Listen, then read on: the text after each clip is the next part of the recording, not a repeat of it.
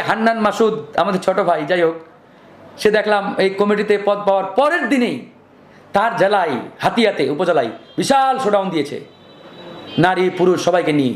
এবং সেখানে আমি দেখলাম ভিডিওতে ডক্টর মোহাম্মদ ইউনূসের ছবি মানে প্লে কার্ড বানিয়েছে। চিন্তা করেন, তার এটা পুরো আওয়ামী লীগের স্টাইল না? একবারে আওয়ামী লীগ স্টাইল।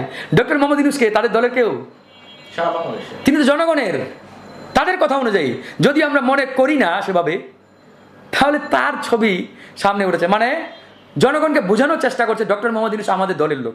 নব্য ফেরাউনের দুঃশাসনকালে আমরা এই দলটা দাঁড় করিয়েছি। সরকারি সুযোগ সুবিধা নিয়ে এসি গাড়ি বাড়িতে বসে ওই এসির হাওয়া খেয়ে রাজনৈতিক দল গঠন করি নাই।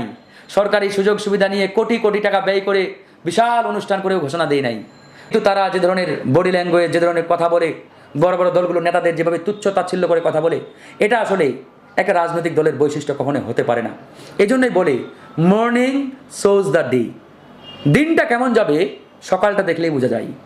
ওদের ছাত্র সংগঠন যেদিন হয় ঢাকা বিশ্ববিদ্যালয়ে, সেদিন কি হয়েছে আমি নিজে উপস্থিত ছিলাম। ওই দিন আমাদের ছাত্র অধিকার পরিষদের একটা অনুষ্ঠান ছিল ঢাকা বিশ্ববিদ্যালয়ের ডাকসু ভবনে। আমি সেখানে প্রধান অতিথি হিসেবে উপস্থিত। বিকালবেলা ব্যাপক হট্টগোল। সাংবাদিকদের জিজ্ঞেস করলাম, বলে ভাই বাইরে ব্যাপক মারামারি। কারা? ওরা কারা? বলে ওই যে বুঝেন না, নতুন সংগঠন। তার মানে বুঝেন